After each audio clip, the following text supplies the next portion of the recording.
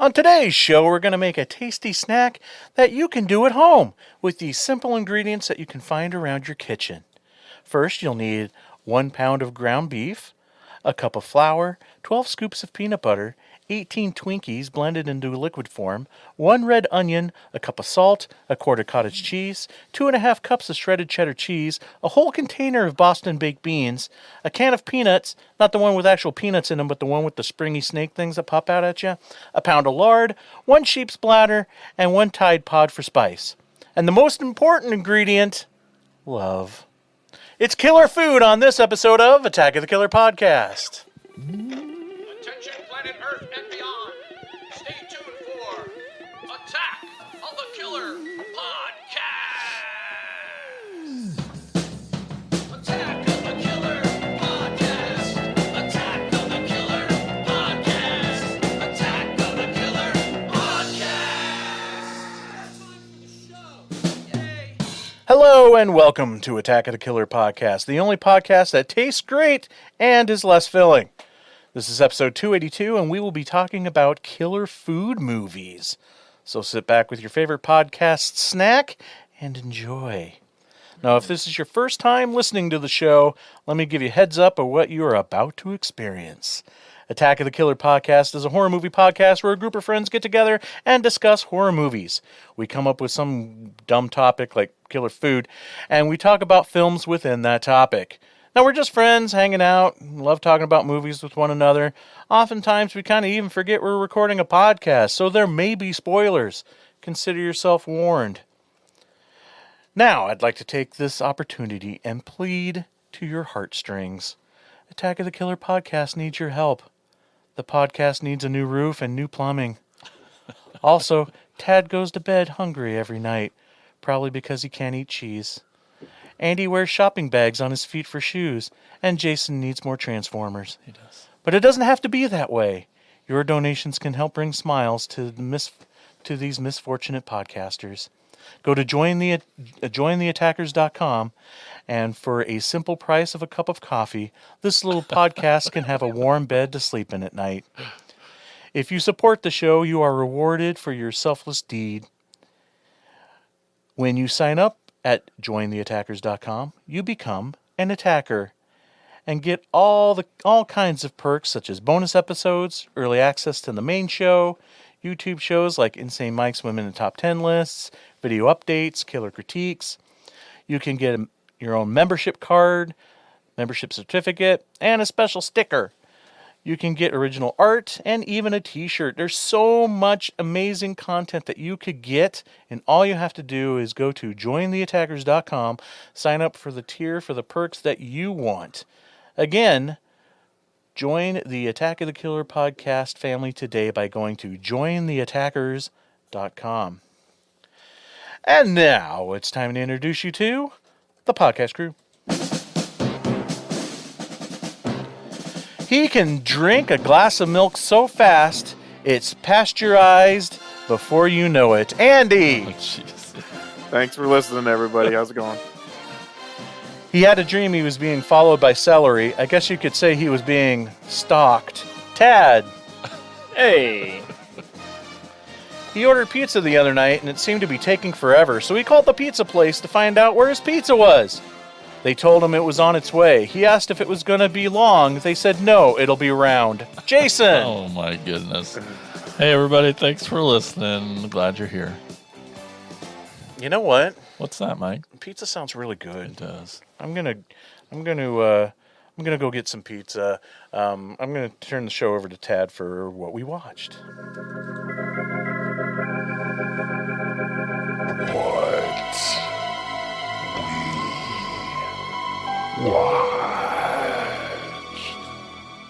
Yeah, after that bonus episode, I'm really hungry now. And, we're only going to keep talking food, which is bad. But Jason, what have you watched lately? Oh, I've watched a couple things.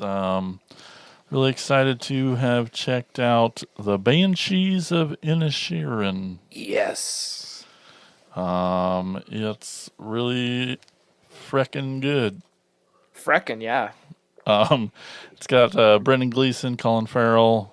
It's Two lifelong friends find themselves at an impasse when one abruptly ends their relationship with alarming consequences for both of them. Yeah, just two best friends, and one just decides that he doesn't want to be friends anymore. It's so Yes, good. Feel for Colin, Farrell. Yeah, jeez, man. Like, what a cold-hearted asshole. I know, and it's just But for, it's funny, for being too. boring. Yeah. That's his reason. Like you're Not being. Oh, you're boring. this sounds Yeah. like a horrible movie. No, it's well, It's a drama, but also a dark comedy. yeah, but it's definitely got I some don't of know that how to comedy. explain it. Yeah.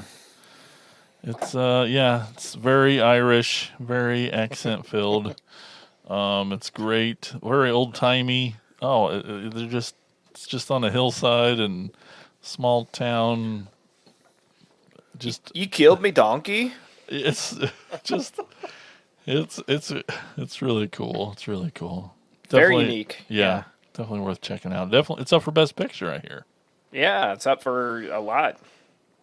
And then Michelle and I I got her to watch a movie. Whoa. I know. I know.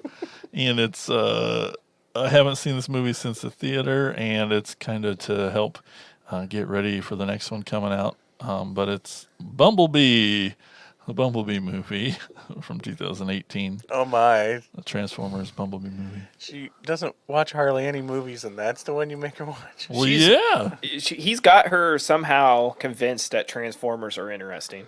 she does. She likes them. I mean, I'd have to say out of all the live action Transformers movies, is the one to watch. Oh, hands What- down. The best. Is that It the is the general best. consensus? It Jason? really is amongst Does all it transform into a better movie? Come on. You Oh, not that seen it? opening scene. I'm just kidding. Cybertron I haven't is- seen a single Transformers movie. Is I'm that the just- John Cena one? Yes, John Cena is in this, and he's pretty funny. He's pretty funny in it. He's actually, like, outside of Batista, probably the best, like, wrestling actor. I think he's actually yeah. underrated because he's, Yeah. I mean, like, in Blockers, so goddamn funny. Oh, He's- yeah. He's Yeah, that makes sense. hilarious. So funny, dude. on Peacemaker, right? Yeah. Oh, Yeah. Peacemaker. Peacemaker's even great. in that, oh, God, what was the train wreck? Trainwreck? Yeah, like, I didn't enjoy the movie that much, but him and Bill Hader made it watchable. I'd have to say if they ever do a remake of the Ernest movies, they need to. Have Oh John yeah, Cena. like a buff Ernest.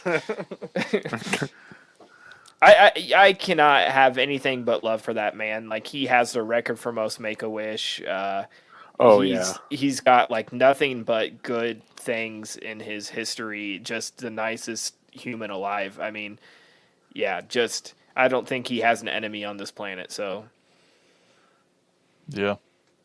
And Anyways. he's good in the Bumblebee movie. So that's a reason to watch it. It's really good. It basically reboots the franchise as far as the storyline goes, so you don't need to watch the Michael Bay crap.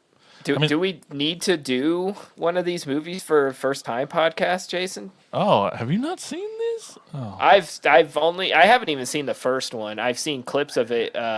it's good. First I- one's I- the best, but my- it's still not my- saying much. Background in Transformers, as you know, is like Limited. non-existent. I've never seen the animated one. I've never seen an outside of Oh, like Chad. animated GIFs. I've We got never some seen work any. to do. We got some work to do. Whoa. Shockwave just had the coolest voice. That's all I know. But at least you constantly give me shit about toys and Transformers every chance It's you because get. I love you. That's my Oh, sign of that's love. it, But yeah. is this one? This one still is a Michael Bay thing, right? It's just like He's in there as a producer, Yeah, not director. but so thank Steven goodness. Spielberg too. So well, you know, who like made this one? Why is it Oh, this so much is- better? it's done by Travis Knight, and he directed Kubo and the Two Strings, Oh well, Oh, yeah, which was let's- freaking awesome. yeah, I love it. Yeah. And why it's good is like Jason said a minute ago. It reboots everything and throws away those Michael Bay movies. Yeah. So I've always heard the argument that it was like just the most simple and more about the Transformers and less about the people, where the other ones were. I don't know. well, that's what you pay to see, right? Well, that's- Transformer. That's always the debate with those kind of properties, right? They say the same thing with the Godzilla movies, but I do agree that it. I mean, I should let you talk. This is your area of Oh. expertise, but I do feel like it's the truest to Transformers, and it doesn't get all bogged down with its movie mythology. Like some of those later films, especially, it's like what's the story here? It's just so bogged down and like, oh, the Transformers were around during King Arthur's time and whatever the f, and it's Right, like it's doesn't make just- any sense. And, What Nope. number is this in the live action? Is it like the fifth, 6. fourth? Oh shit! Yep, this is the 6th one, I believe. Don't they have another one coming And too? then there's one coming out called Rise of the Beast this summer, which Oh yeah, with that's got like the dinosaurs in it, or right, or something. it's the first time that the Beast Wars, the animals, Transformers have like been in Grimlock live and action. shit? No, like Cheetor and Air Razor and yeah, Beast And- Wars. Yeah, Optimus Of course. Primal, the Cheetor. big ape. It ain't easy Cheetah. being cheesy. so I stepped over you explaining why Bumblebee is the best one. Oh, you do it. It's great because it keeps it simple, like you said. It concentrates on just the thing about Bumblebee. A common theme is that he's the child of the Transformers, and he relates to the humans. Like seems to have the most connection with the humans, just in general in a lot of the different storylines. So this girl is a teenage girl who finds Bumblebee. They find each other, and it's their kind of story. There's the human stuff that deals with her is really great and very deep and meaningful, and it's a good story. But the action and the hijinks that those two get into while being chased by really mean Transformers it's good. It's really good. super solid, and it has a good story. So What did Michelle think? she really liked it. She got mad at me because she said, why didn't you tell me it was going to be so good? She's crying because there's some, there's some touching heart-stirring parts. stuff, yeah. Yep. But no, she's into it. Yeah, it's pretty cool. Cool. Yeah, so that's what I watched. All right, I guess I'll throw it to Andy to be on the opposite end of the spectrum. I'm guessing you didn't watch a Transformers movie. No, I did not watch a Transformers movie. I'll get the two most recent ones out of the way. I went to the theater and watched Cocaine Bear. Awesome. man, I I wanna don't see think that. I really need to describe this, but it's hilarious. It is what And you think it is. I kind of went in a little blind. I didn't know exactly all of who was in it. I only knew that Ray Liotta was in it, and he's hardly in the movie to tell you the truth. I mean, he's in there towards the end more, but Margot Martindale is great in it, because any character part that she does, she just fucking kills it. What's she was in Antlers. Starts with an, gosh dang it. She was the sister in Antlers. You guys remember her name? I don't. Joyce DeWitt. Carrie Russell. Okay. Carrie Like Russell. the teacher. Is the teacher in that? Yeah, that's right. She's, Okay, she's yep, the teacher, but she was the sister to the police officer. Okay. But Carrie Russell's in it. O'Shea Jackson's in it, and yeah, it's you know what you're getting into, by the title, obviously. Directed by but Elizabeth Banks. That's cool. It's directed by Elizabeth Banks, and it's just fun. It's a popcorn movie, dude. I mean, it's hilarious, and it doesn't take itself too seriously, but yeah, what just flavor go of to it popcorn? and have fun. Another one I just watched, actually I got it out of the way today, is I watched Sick. Yeah. And I really like that one too. I mean, because it was, and I don't want to give too much away because Jason, Mike, have you seen it? Nope. Nope. It's on Peacock. The only thing that I will say is, it's a little original Scream-esque in the tiniest way, but it's also very relevant to what's going on, within the past couple of years, and I'll leave it at that. But another great movie where I kind of had an idea what was going on, but um, just like the theme of the movie, I just thought was like the backdrop, but it turns out the theme of the movie had a lot more going on with the overall plot, and I'll just leave it at that. Um, Next up, I kind of it's a first time watch for me, so I can't do it on Tad's podcast, but it would have been fun to do. But I watched a little movie by Lamberto Bava called Demons, Yeah. and definitely my kind of movie. I love the time period. I just love. I mean,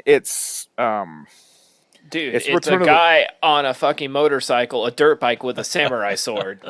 Yeah, exactly. Come on. And 80s metalheads would love this soundtrack, by the way. Fuck I mean, yeah.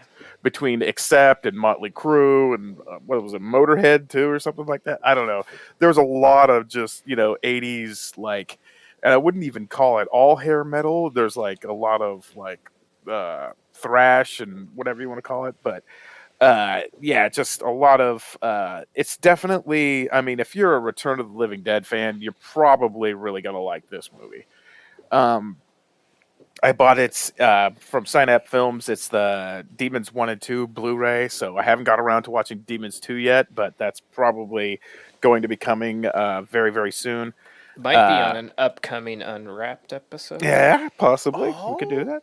We could do It's that. one that I haven't unwrapped as well. Oh, okay. But yeah, definitely really liked this movie. Yeah, between, just, and plus, I guess I really like movies, horror movies in particular, that take place in movie theaters, like, between Popcorn and Midnight Movie and God, I know there's another one that I can't think of, but I definitely really like this one, and And can't wait to. you didn't even mention the pimp. I mean, come on. There's a pimp in Oh it. yeah, there's a pimp with he's bald and he's got like these mutton chop sideburns. I mean, he's just Should have been he's- Ken Foree. Yeah, right. He's the Italian Ken Foree. Yes, and just some of the kills in it are great, and I think it's, what was it, 86? 85. 85? Yeah, just A heck of a banger good of a time. movie, man. You can't go wrong with a movie where a guy is riding a motorcycle, slashing demons in a movie theater with a samurai sword when a helicopter crashes through the roof. Oh yeah, With I mean- hair metal playing. Yeah, with Iron Maiden playing in the background. yes, exactly. Yeah, in the Motley Crue song that I heard in the movie, I had never ever heard. I thought I've heard like pretty much like all of Motley Crue's stuff, but it must have been exclusive for this movie, or Was maybe it the just- one where the guy has like the razor blade on the chick's nipple doing cocaine? I think so. I don't remember, but I think can't that might have remember. been In the Motley back seat Crue of the song. car. Yeah, I was thinking that. Oh, was okay, yeah. That's Yeah. that's the one. And it looks. I was, and it's just like the one thing about that is just like every time they would cut to the theater, what was going on there, and they would cut back to the car, and then they're actually sucking cocaine out of a Coke can Yeah. through a straw. The and Italians up aren't his subtle. nose. Yeah, that's quite the great pun there. But like, yeah, the chick with the blonde hair that got coke done off of her nipple, yeah, she's just like, it reminded me of, like, I had to laugh when I saw her because she reminded me of the guy from Escape from New York with the spiky hair. I was like, is that his sister? Yeah. No, that was just him. Yeah. in my mind, it's like Trash's sister, like the Italian Trash. There you yeah, go. I mean, yeah, maybe that's what they were shooting for, but like my mind went to the guy from Escape from New York, Next up, basically, from what I could tell when I watched this, it's a movie that was made in Spain, and it was I didn't know what it was because I'm kind of studying like the cult movies and satanic stuff, like Rosemary's Baby and stuff like that. This is called Black Candles. Have you guys ever heard of this? No. Wow. Okay. Basically, what we're dealing with is Spanish porn with um, a satanic cult backdrop, and basically, there's more porn in this. Basically, you get to see simulated sex with a woman. Sh with It's like this cult ceremony where this woman that's there, she basically has sex with a goat. Not kidding. It's not super graphic, but it's like graphic enough. And it's I mean, on the front of it, it says sex, depravity, and perversion in a movie seemingly made by Satan himself. Um, Not a really good movie per se, but You the don't special, say. yeah, the I mean, maybe I'm selling it with the goat. I don't know, but You're not selling it with the goat. well, you don't know all of our listeners. Uh, the special features on this are actually a lot more interesting than the movie. They're talking about the history of like satanic films with like The Exorcist and a lot of the rip-offs that were made in Italy, and because this was made in 1982, and uh, the special features are a lot better than the film. They're a lot more interesting, but yeah, strange, crazy film. Next up, Is it and I'll what? try to do this. I was just gonna say real quick, what label did that? Because I imagine, is it like Vinegar Syndrome or? It's actually Severin. Okay, Yeah. makes sense. Next up, I've been wanting to see this one too, just because I'm a Paul Thomas Anderson fan. Uh, I watched The Master with Oh, yeah. Joaquin Phoenix, Philip Seymour Hoffman, and Amy Adams. Wasn't the what I expected it was going to be, but it basically takes place a little after World War II, and from what I can gather, basically Philip Seymour Hoffman is like taking his cues from L. Ron Hubbard, and basically it's this cult like thing that's dealing with they go into like meditations and they say they can cure cancer, and just like Joaquin Phoenix is this war veteran with PTSD who's an alcoholic, and he is just freaking lost, and he's just trying to find some sort of purpose, and like Philip Seymour Hoffman and like this whole crew is just manipulating him, and yeah, interesting movie. Um not my favorite Paul Thomas Anderson movie, but I mean it wasn't bad. I mean, you Which could one check it out. is? What holds your favorite? Man, I really liked Boogie Nights, dude. Like ever Hard since to it top came that. out, um, just all the character actors in it. This like the crazy guy. God, I cannot One of the think best ensemble cast of all time. Yes, exactly. Julianne Moore, Burt Reynolds, William H. Macy, John C. Riley. I mean, the list goes on and on. It's such a good movie, and it's in the '70s, and I like those movies from that time Heather area. Graham as Roller Girl. Yeah. Oh God, yes, of course. Um, yeah, Don Cheadle. Uh, yeah, just awesome. I could like watch it again this week. Um, Another one, and this is a documentary, and it takes place at the height of the Satanic Panic. It's called The Acid King. You guys ever heard of this? Yeah, I've seen that doc. Yeah. Oh yeah, okay, yeah. It's basically it's taken from the. It's not really taken from the book "Say You Love Satan," but "Say You Love Satan" really kind of jump started it, and it's all about this kid that committed these murders, and he was a drug dealer back in Northport, New York, in the early '80s. And when he was killing this kid, it was like he was kept telling him while he was stabbing him, saying, "Say you love Satan, say you love Satan," and it's just a retrospective about all of it. It was just all blown out of proportion, about this whole satanic thing. Oh and, yeah. yeah, but it's a very very interesting story. And Jim Van Bever's yeah, talking head in that a lot because he did a really good short film about that story yeah, My back in Sweet the day. Satan. Yeah, My Sweet Satan. And Have you ever yeah, seen and that? I think Jim Van Bibber is like, he's pretty entertaining in this too, because I Yeah. think he's like a 6-pack to like 7 or 8 beers in while he's Oh. getting interviewed. Yeah. And he's not acting like an asshole, but I mean, you can tell he's having like a really good time talking about this. Um, and another thing that really surprised me was like the lead singer of Wheatus was actually growing up in Northport at the time that this was happening. I think his name's like Brendan Brown or something like that. And yeah, he talks about just how the town was just really on high alerts, and this is like the spark of like they're you have to get rid of all your Iron Maiden T-shirts, and I'm gonna smash your fucking Judas Priest records, and all that. But yeah, I found it very very interesting. I think you can watch it on Tubi That's if where I anybody's saw it. Yeah, anybody's of interested. course. Almost done here. Sorry, I'm kind of going long, but another first time watch for me, and I forgot that Mike Flanagan had made it, but I watched Oculus. Heck yeah.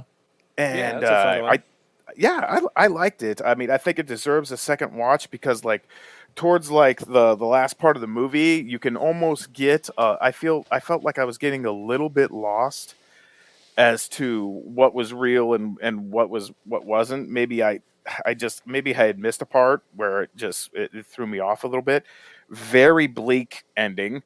Um but also, I like seeing Roy Cochran in films. I like that guy, and I didn't realize that Karen Gillian was in it, and yeah, I really really enjoyed it. So I think I might need to watch it again though, but yeah, it's I'm kind of impressed that you can make a movie about a killer mirror and have it fairly engaging. So yeah, it's So pretty good. next topic, Mike, killer mirrors. We could Yeah. do one. I can Well, you think of three probably off the could. top of my head. Another movie comes to mind. Yeah, which Amityville has the killer mirror in it? 4. It's Amityville 4. There's a movie called Mirrors, and it has Yeah. a sequel, Mirrors 2. Yep. Yeah, Nick Stahl, right? There, we just programmed the show. There we go. The dude from Lost Boys. What's his name? Kiefer Keith Sutherland. Yeah. was in the first one. Yeah. Yep. Oh, Kiefer Sutherland is in the first Mirrors. Yep. And then, yeah, the Nick Stahl is in the second one. Okay, last one, and I've been wanting to see this one for a long time because I heard a lot about it, and it was filmed at Disney, unbeknownst to anyone at Disney, and it's in black and white, and it's about this guy taking his family on vacation, and he just kind of starts to hallucinate while he's there. And it's the best way I can describe it is like it's like a David Lynch family vacation. Um, it's yeah, I mean, I'll read off somebody here. Let's see. A one of a kind piece of subversive surrealism. It is not possible that this film exists. And it kind of rags on Disney a little bit. You know how we're kind of disillusioned about it, but you can plainly see Epcot Center. I don't know how they got along around like all the legal wrangling about this, but I enjoyed it. It's different. But the only thing I'll really say about it's David Lynch family vacation, because it's very very weird. It's like and it's all in black and white. Yeah, it's hard to describe, but I mean, like he'll be like going on like the Small World ride, and like these some of the exhibits in there will start having like demonic faces at him, and he's kind of like freaking out a little bit, and his wife is just constantly nagging at him, and yeah, he just starts to kind of really lose his shit towards like the end of the movie. But yeah, Escape from Tomorrow, interesting movie, and I'm done. Sorry it took so long. All right, Mike, what have you watched? Okay, I didn't really watch anything new, but I have been filling some holes in my film watching. Um, there was a movie from 1979 that I've been always wanting to see, and I couldn't find it anywhere. And randomly, they had a DVD of it at Goodwill last time we were at Goodwill. It's called Scavenger Hunt. It's directed by Michael Schultz, who directed Car Wash, Sgt. Pepper's Lonely Hearts Club Band, Crush Groove, Disorderlies, and of course, The Last Dragon. Nice. This is one of those like Cannonball Run esque type movies, or It's a Mad, Mad, Mad, Mad World type of movies. Basically, yeah, I don't know if I got all the think you got mads the in. right Or not. one. Did I get them? Okay. Basically, this rich old game inventor, he dies and leaves all of his money to like these group of friends, family, and like rando people that have left some kind of small impact in his life. But they all have to compete in a scavenger hunt to win this guy's fortune. And this leads to a lot of like crazy madcap antics as the people race against time to win the scavenger hunt. I've always liked these type of movies. These like total collection of character actors uh, going through crazy adventures and some kind of like road trip on speed type of cinema. It's funny. I wouldn't say this is probably towards the top of that subgenre.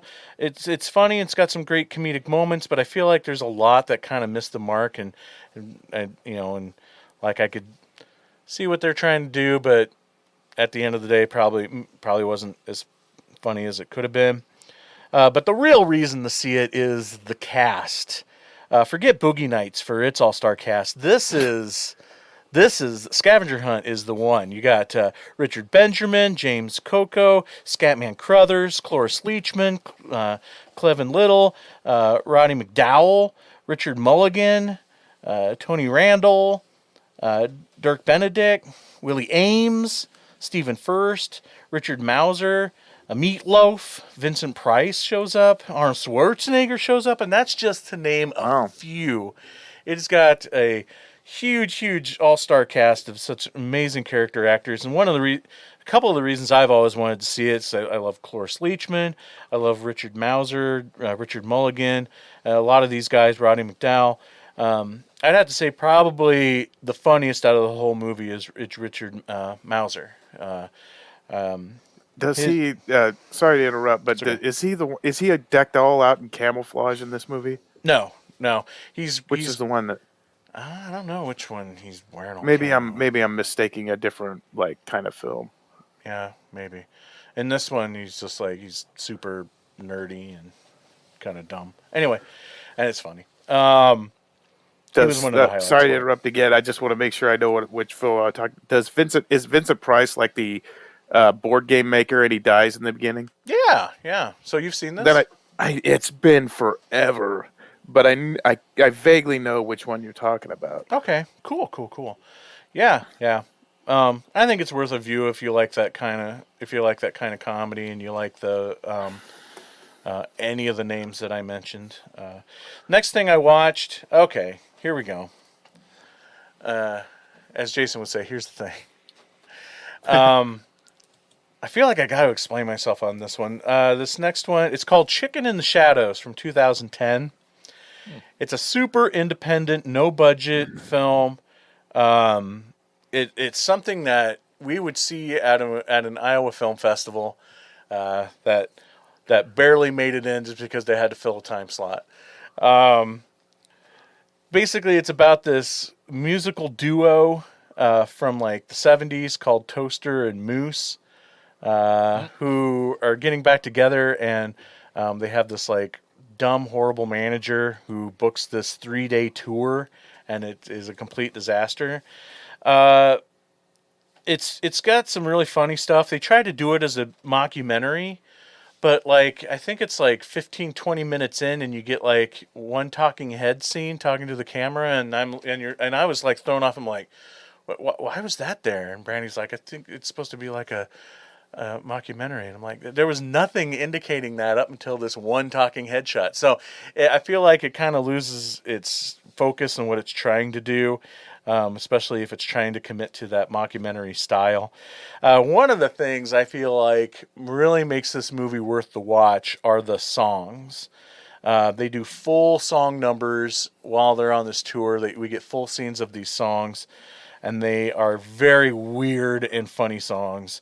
There's a scene where they are singing a song called Taste the Biscuit that they're singing in a department store. And the duet is like, it's this guy and this female singer. She's the singer and he plays keyboard and he does a little bit of backup vocals. So if any of that's sounding familiar, that song and that scene from this movie went totally viral a couple of years back and became this big thing on TikTok.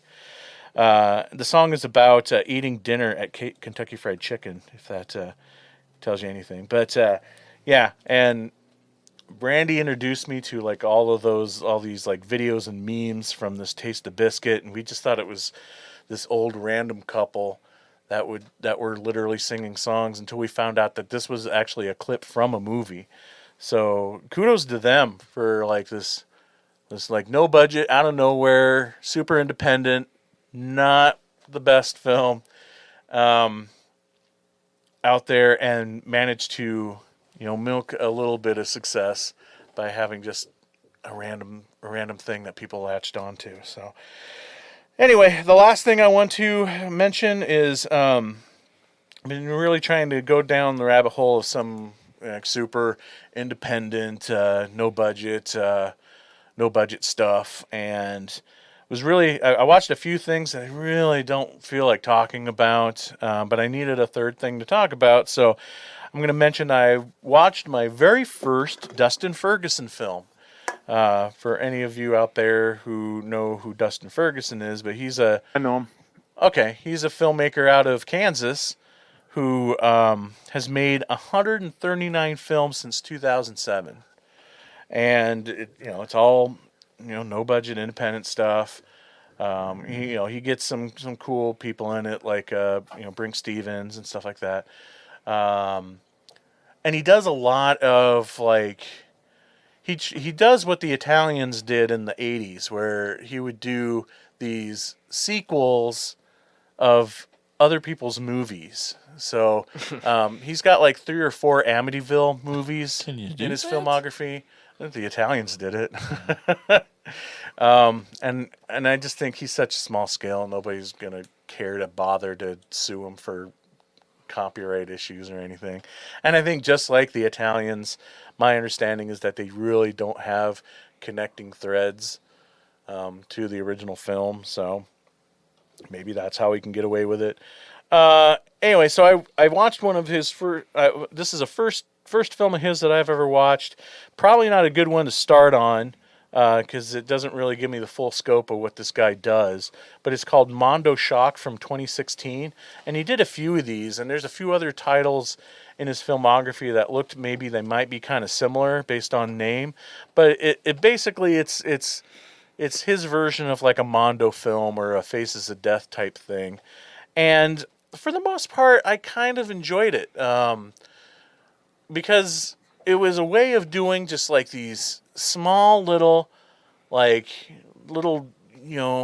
jump scare, little mini VHS type of clips of things where it's just somebody shooting something and maybe something jumps out at them or something weird comes running at them or crazy. It's like a clip compilation. Yeah, it's exactly what it is.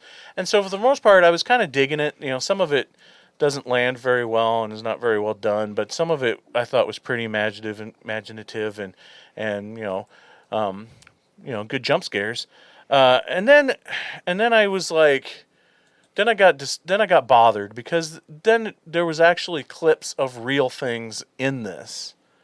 So I'm like, okay. So at the end of the day, I'm like, okay, how much of this is him and how much is this of him just stealing videos off of YouTube or whatever? Because there's a couple of them that I recognized. He had the clips from that thing that happened in Chicago in the 80s where the airwaves the Chicago television airwaves were disrupted by some rando pirates that were doing like Max Headstrom. yeah. So Yeah. they showed some of the Max Headroom clips in there. The one that bothered me is that they showed the clip of the guy who shot himself on live TV back in the early '90s. Yeah. That you would see in The Republican. Oh God, Bill. He was Yeah, I don't know. he was a Republican in Pennsylvania. It'll come to me. I don't know, but every like Faces of Death ripoff video that was released in the '90s always included that, and the fact that it was in here too, and I'm like, that really tainted the whole experience for me. And then the fact of like, okay, how much is this is stuff that he did, and how much of it he just took. So I don't know how to really rate it in the fact of like I was enjoying it for the most part, and that thing that realizing that tainted it for me. But anyway, that's what I watched. Awesome. Hey, Tad, what have you been watching? Since the last time we recorded, I have watched 17 Oscar nominees, Holy crap! and I have not gotten close to the finish line, but I'm working on it. I'm not going to go through all 17 because we would be here all night, and I'm doing that on a separate episode of my podcast. So since we've last talked, I'll sort of do some highlights real quickly. The Fablemans, the new Steven Spielberg one, that was fantastic. If you like filmmaking, it's semi-autobiographical retelling of his life. Really, really good. You guys will love it because it tells the tale of how Spielberg became Spielberg. One that is not an Oscar nominee that I just had to watch is Brandon Cronenberg's Infinity Pool with Mia Goth. Has anyone else seen it? Not yet. Yeah. Man, I loved it. He's like my new favorite guy now. I'm just so glad we have two Cronenbergs making films. I think he's past his dad now. I mean, not as far as like general career, but current. He's more current. He's more modern. He knows how to make a more modern film. But this, I won't go too deep into the story to spoil anything, but one of the Skarsgårds, I don't know which one, the one that's not Pennywise, but and he's not in Barbarian, so I don't know, one of them, goes on a trip. He's an author who has writer's block. He goes on a trip with his fiance to an exclusive resort, and there he meets Mia Goth, who is a huge fan of his work, which is very surprising to him and his lady, because his first book was an absolute failure, and no one really knows his name. He's a nobody, and she just runs into him here, and things start going bad, I will say. And of course, in the Cronenberg way, right in the middle, it takes a huge fucking, like, what the fuck is this turn, a mind fuck type of thing. And it's fucking awesome. It's gory and scary, intense and weird, but it's not too complicated. It's not like, I love that I watched it and got it. It wasn't over my head like you might think. It's not too heady. It's not too full of itself. It's not a Christopher Nolan movie, but it's still a nice mind fuck. Awesome. Obviously, watch Pink Flamingos. New episode of First Time coming out on that. Awesome. Yeah. Can't wait. Looking through the list of things that our listeners might like, I saw Avatar: The Way of Water in theaters because I needed to check it off the list, and I knew James Cameron was not going to let it go to streaming anytime soon. There was a part that was so... He wants these... I'm sorry if anybody loves these movies. Not for me. There's a scene... James Cameron just wants these movies to be so utterly important. There's a scene in the movie where this like baby avatar, I don't know what the fuck they're called, the blue thing, is floating through the water with this like sunbeams coming from behind, and it's like, supposed to be like godlike.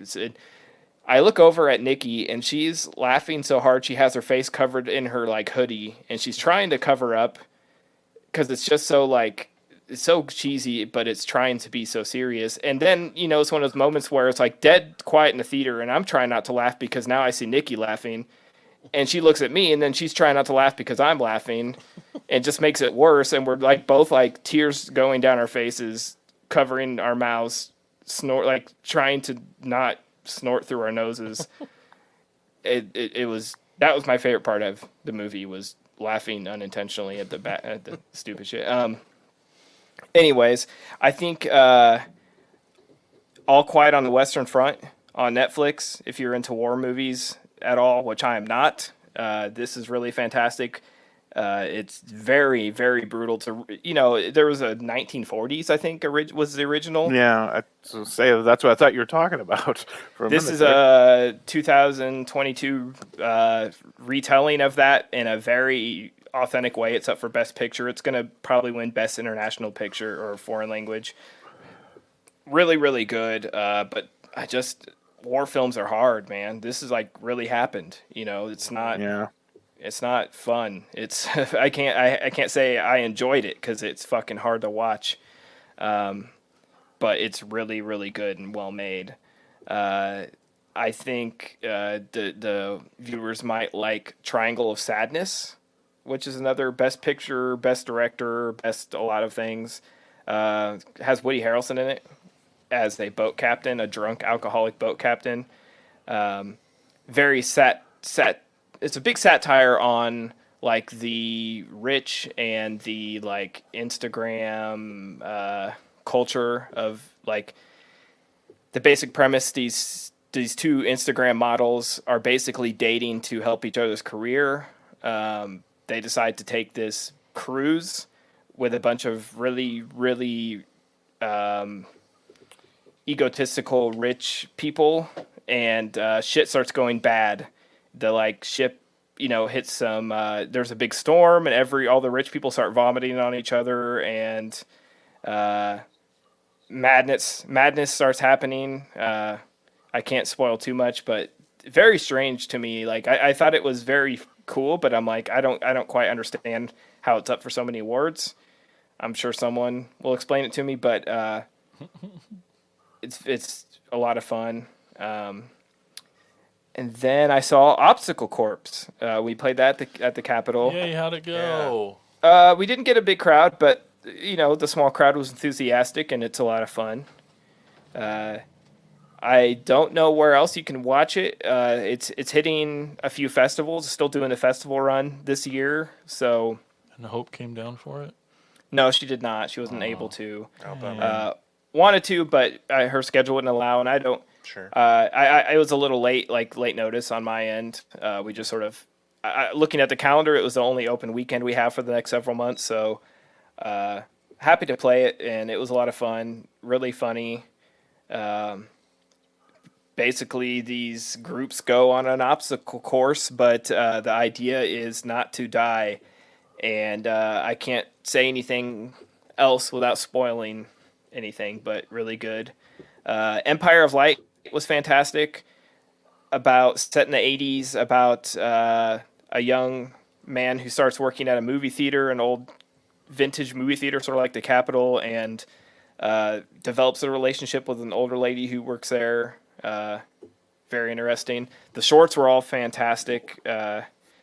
One that really blew my mind, Bardo, False Chronicle of a Handful of Truths.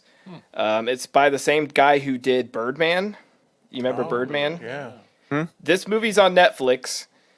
It's 2 hours and 40 minutes. I have no idea what the fuck it's about.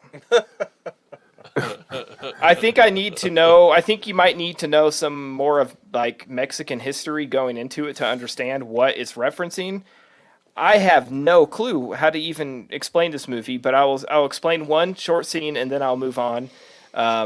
There's a scene where a woman is giving birth to a baby. The doctor pulls it out, puts it on a table, and is talking to it. And he brings it back to the lady, and he says this world's too fucked up, and he wants to go back. And so he puts it back in the woman's body.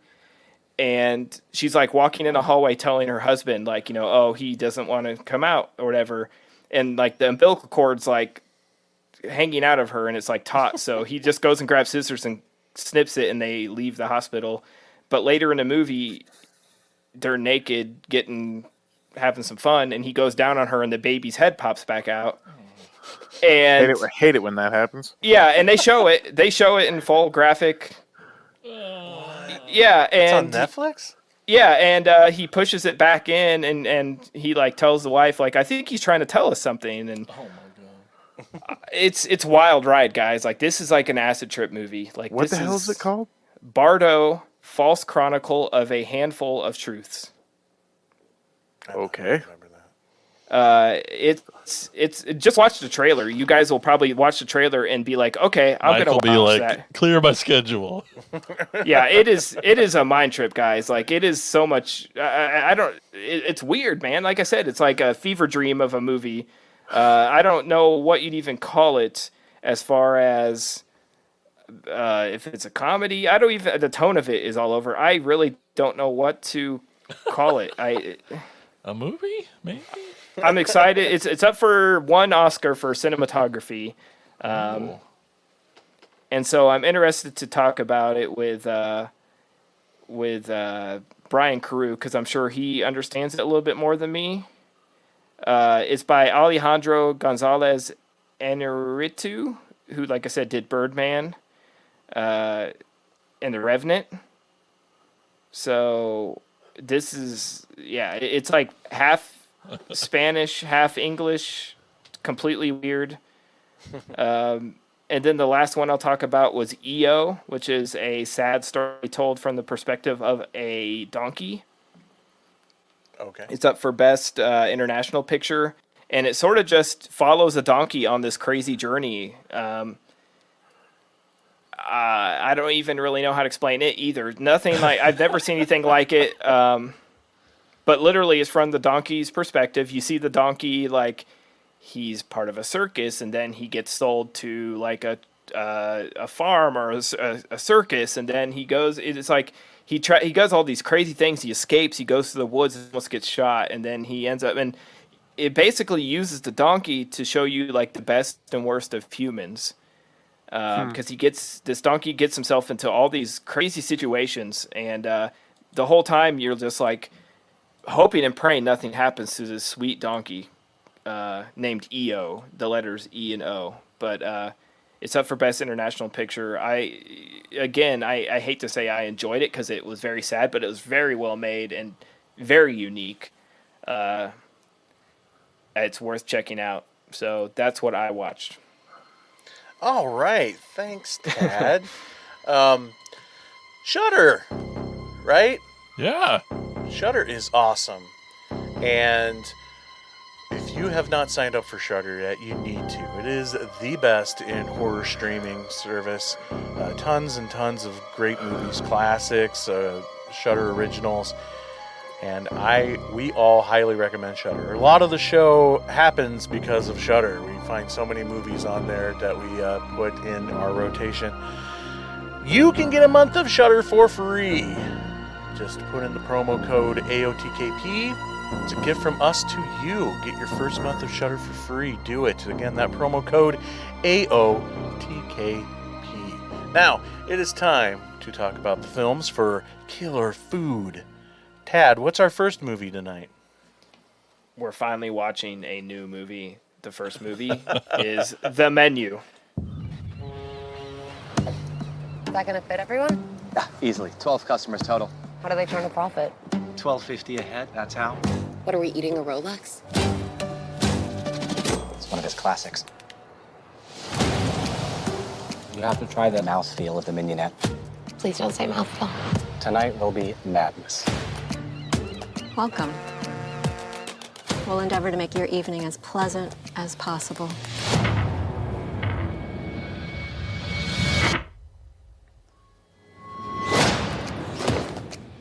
Welcome to Hawthorne. Here we are family. We harvest, we ferment, we gel. They gel. We gel. He's not just a chef, he's a storyteller. The game is trying to guess what the overarching theme of the entire meal is going to be. You won't know till the end. Who are you? I am Margot. Why do you care? I have to know if you're with us or with them. This menu, The pictures, they're of us. this guest list, How did he get these? It's not good. this entire evening. This is just theater. It's stagecraft. We're leaving now. Has been painstakingly planned. This is real, isn't it? What the hell is going on? We now offer you a 45-second head start. Okay, 45 seconds starts now. This is what you're paying for. Get out of my way. It's all part of the menu. It's okay. No, we're gonna die tonight. Yes, we are. Yeah.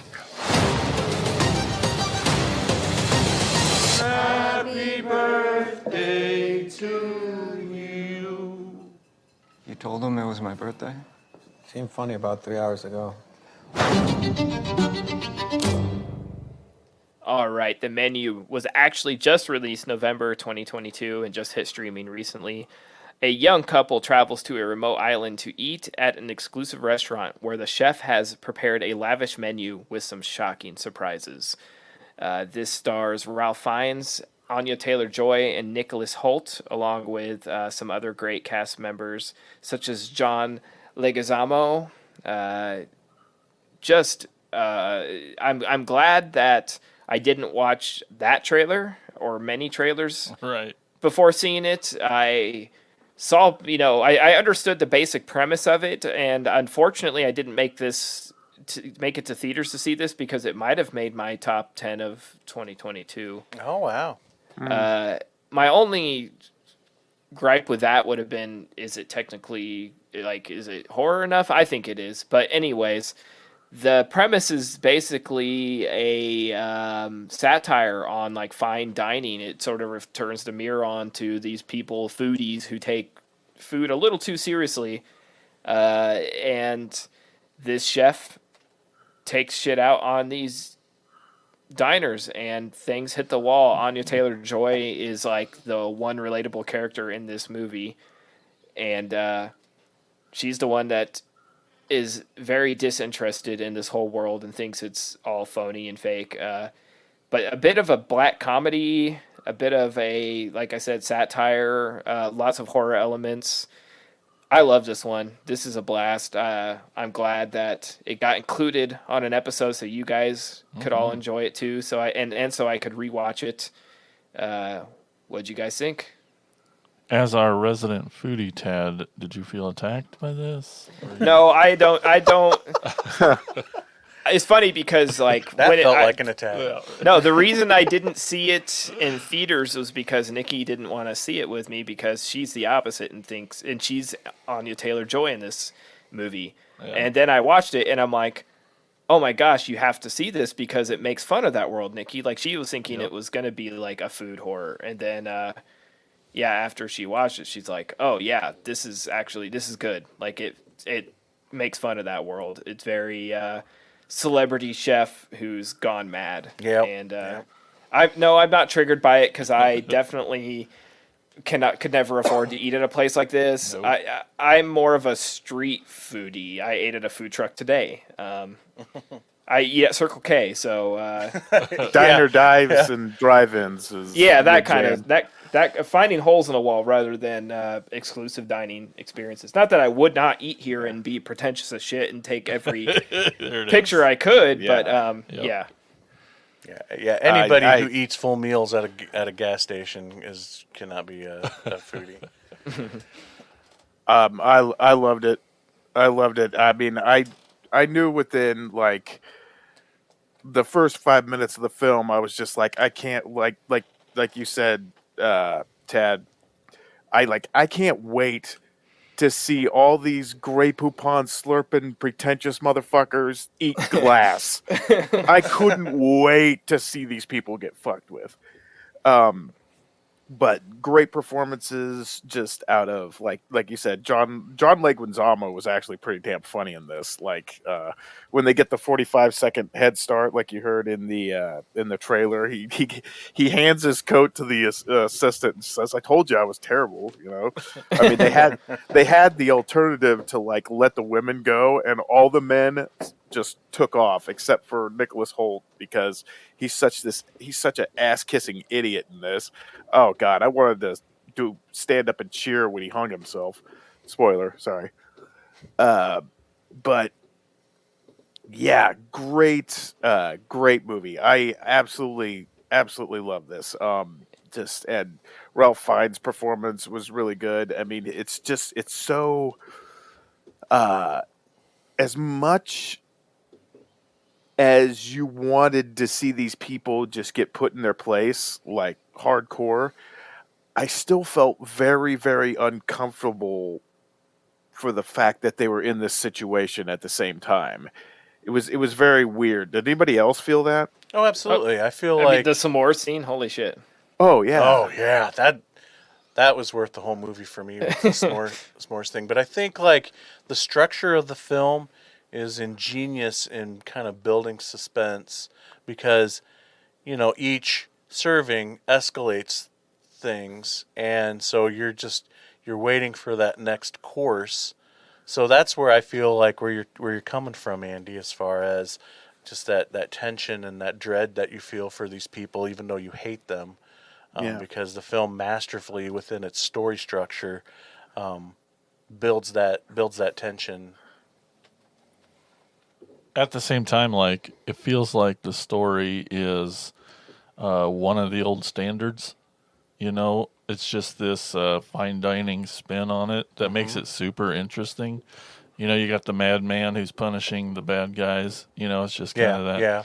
So there's no real good. I mean, except for Anya, but Sort of like a Saw-esque thing Yeah, where people totally. get what they deserve, and Yep. or the old Twilight Zone where where they have to put on the masks, like very old. Like you said, story's been told before, but not in the food world. So what you're saying is it's kind of like torture porn, but way tastier. God, and the cinematography and food in this, man, like Oh, yeah. gorgeous. The That's food what looked great. That's what sells it. That's what sells it is his authenticity. Like if you didn't believe this was a real restaurant and the food wasn't up to par and they faked it at all, it would not be believable. Who else was starving watching him make that cheeseburger? I mean, Oh man, that was awesome, wasn't it? But Mike, And when they set up the menu, like when they they superimpose and they say what's on everything, and and this movie's actually hilarious because they put Tyler's bullshit, just the leaks and they're totally ragging on him because they made him cook, and yeah, man, God, just I can't say enough good things about this movie. It's awesome. I know you had to do the same thing as me. You're Mike. Yeah. You had to be like, fucking Judith Light is still Holy shit! working. That is she's still. That is my only note. I know. How fucking cool is Judith Light ? Exclamation point! Exclamation point! From like, Who's the How Boss? happy were you to see her? From Who's the Boss? I Still was. working. I was like, this isn't a Lifetime movie. She's I know. she's in this I'm assuming a decent budget, major release, theatrical released film. I was like so excited. I actually, because I'm sitting there watching, like that looks like Judith Light. And as the movie keeps going, and I'm like, is that Judith Light? You gotta pull out IMDb. I 100% did. Oh. I had to make sure. Oh, yeah. You called it, dude. What about the creativity on the tortillas, though? Oh, that was neat. Yeah. That was really cool. Yeah, I'm with you guys. I really enjoyed this, too. I really thought it was funny. Some great dark comedy. Right. Masterfully done satire on this culture. Yep. Chef's kiss. Just all puns tonight with you. That's right. Okay. That's all I do. But it was great. It was great. Yeah, I Agreed. think this is like Fox Searchlight's biggest release. Like they're known for I don't think it's called Fox Searchlight anymore. I think it's just called Searchlight since they got bought out by Disney. But that's sort of their like indie prestige. We want to make an A24 movie, but it's not artsy enough branch. And this was under that, and it's their widest release ever and their most successful on Searchlight. So, well, having Ralph, lend credibility, Oscar winner, I assume, and I was really happy to see Anya like play a normal person. Like I like her a lot. I like her in everything she does, but like she's always kind of a weirdo. But she was the straight man. I really liked just seeing her be normal. It's great because she's the voice of us in this movie, and that's what makes all of this hit so well. That's why she might make it out of there. Who knows? Yep. And it was very, and maybe it's just, I say this all the time, but maybe it's just my own stupidity. Like, I never try, when I'm watching a movie, I'm never, like, trying to figure out the ending in my brain. Yeah. My brain just doesn't work that way. So every twist and turn, and then we realize that she's not, spoiler, that she's not actually, like, his girlfriend, that she's just basically, like, a hired prostitute, is, like, it blew my mind. Like, I didn't see that coming. Which I love because, like I said, I'm a simple man. I'm stupid, and I don't see any of that shit coming. Where there's a million signs that point to that, and then I'm like, oh shit, okay. And yeah, Ralph Fiennes is awesome. I think. Let me look at her name. There's the sort of lead like waitress that Hong Chow. Yeah, she's fucking great in this. Underrated. Yeah. Oh, she was so cold, stone cold. Yeah. Badass. Does not put up with anybody. Is just very yeah. Speaking of not seeing things coming, what about that chef when he puts the gun in his mouth and the mess? Yep. Yeah. Like, we're taking it to another level here. Okay. Yeah, that got out of hand pretty quickly. Hong Chow. How are you going to have an appetite after that anyway? How are you going to eat after some dude blows his Well, how are you going to eat after like any of that? Like, as soon as that shit starts going downhill, it's bad. But Hong Chow is in The Whale. I was like, where do I know her from? She's in The Whale, and she's Oscar nominated for The Whale. So very cool. Oh wow. Yeah. Awesome. I love this one too. She's no Judith Light. No, Judith freaking Light. No. Holy crap. Couldn't believe it. It was amazing. Yep. Angela. Okay, Tad, what kind of trivia do you have for the menu? There was like pages and pages, so I might get a little long-winded, but there will be more on this and less on the others. But there's so much interesting stuff. Screenwriter Will Tracy came up with this idea while on his honeymoon in Norway when he took a boat to a fancy restaurant on a nearby private island and realized they were stuck on the island until the meal was done. So they actually sort of based this restaurant on the restaurant he ate at in Copenhagen. Awesome. The entire kitchen team was actually trained to create the dishes broken down station by station so that if at any time you look at them, they're all doing the correct things they should be doing for that dish were it real life and not a movie. So they actually had to learn like how to do that shit. Nice. Wow. John Leguizamo's character is officially called George Diaz, but he is simply credited as movie star. Any guesses on who he based this character on? Oh, I don't know.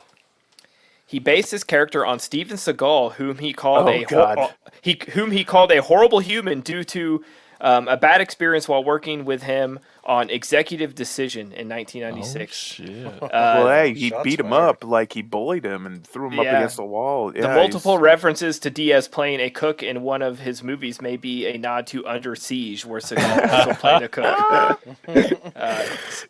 So sort of like he gets the last laugh, a slap in old Seagal's face. And then in 2019, Emma Stone was attached to play the lead role with Alexander Payne directing, but in 2021, Anya Taylor-Joy replaced Stone and Mark Mylod replaced Payne. So, well, it was very well directed. Yeah. So that's the trivia for this one. Awesome. Thanks, Tad. Okay, moving on to our next, probably the best film of the evening. Andy, what do we got next? Wow. Our next film is from 2012, and it's called Dead Sushi.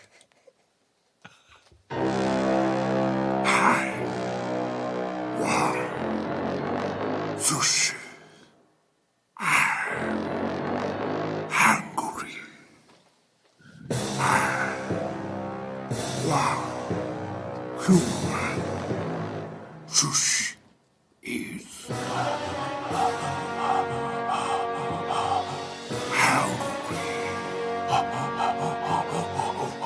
hungry.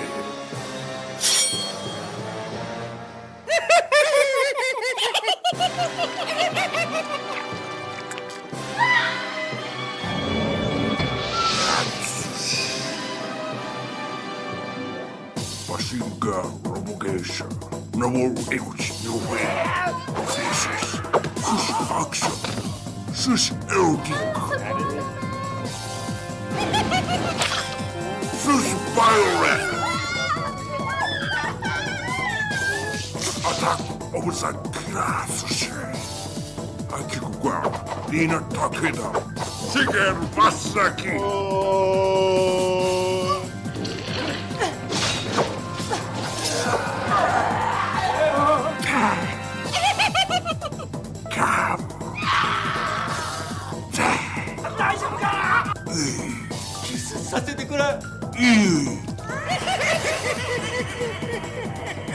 That's sushi.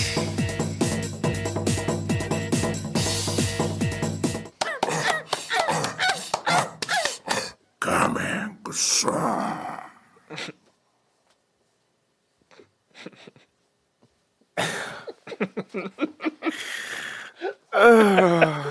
Yeah, I forgot to warn you about the trailer. It's all I could do.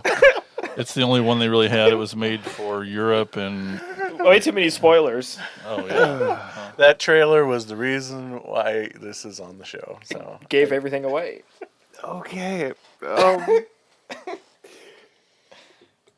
Kiko, the daughter of a legendary sushi chef, runs away from home when his karate-style regimen becomes too severe. Finding work at a rural hot springs inn, she is ridiculed by the eccentric staff and guests. However, that is not the whole story. The guests are from a pharmaceutical company there to try the so-called really good sushi at this inn, and Kiko does not like the way that they make sushi because she's seeing like all the horrible ways that this chef is making it. But unbeknownst to everyone there, a disgruntled employee that basically follows them there and has a reanimating agent, kind of like a la Herbert West or something like that, and he injects it into the sushi for the most part, and the sushi comes alive and grows teeth and bites people, and basic zombie rules. If it bites the people and infects the people, and the movie just becomes completely fucking apeshit after that point. Flying sushi through the air, chewing on people, giant squids impaling people, headless girlfriend making out with her boyfriend with a squid stuck through both of their heads.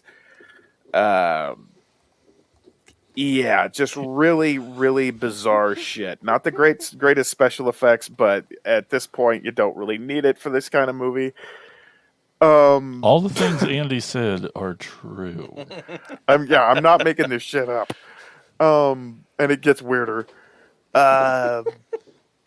It's funny, but like, oh my god, this movie is probably one of the most absurd goddamn things I've ever seen in my life. We have a giant floating battleship tuna roll fucking thing. Towards the end, we have a guy's head that turns into a fucking tuna fish. it's just like, I mean, do you really even need to be that much, involved in the plot after this, after you're seeing this crazy shit? Uh, it's got really funny stuff because this one pharmaceutical agent or whatever wants to get with this other female co-worker, and basically she's got like sushi, and a squid chewing her tongue off, and her top's undone, and he wants to grab her boobs, and it's like, look the way she's doing this sexy dance, and she starts like literally sexy dancing while Killer Sushi is chewing her tongue off. It was actually it's actually pretty damn funny when you see it. But I gotta say, after everything that I've seen, that I've told you about, one of the most fucking disgusting things I've ever seen in my life in this movie is when they kiss the Japanese way in this movie, where they break open an egg yolk and they transfer the egg yolk to each other's mouth like 2 or 3 times, and they end up gagging. I'm just like, okay, I've seen some sick shit in horror movies, but for some odd reason, that one got to me. That one made me nauseous because I was just like, you can tell it's like a real egg, and they're It like, was gross, yeah. oh god. What more can I fucking say? I mean, just like, you cannot take this batshit crazy movie serious at all. But deep down inside, I'm kind of glad that I watched it. Oh yeah, I mean, you have to sort of set the tone, explain to people who might not watch the trailer or understand. It's like those, what is it, the Yuko or whatever monster movie we watched a while ago that was batshit crazy. Yeah, the It's yokai like monsters. it's like these old crazy Japanese movies where nothing makes any sense. It's weird monsters, but instead of monsters, it's sushi and old kung fu type shit. But it knows that it's outrageous and it's having fun, and it has that Power Rangers feel to it, where it could almost be like a kids TV show from the 90s. And it's just dumb fun. It's like the opposite of what we just talked about with the menu. It's on the other end of the spectrum. Yeah, this is and yet very similar. this is I would call it like their kind of Sharknado in a sense. Yeah, I could see that. Yeah, that's a good comparison. Yeah. I mean, that's all I got. I mean, what the hell more can I say? Guy heads turns into a fucking tuna fish.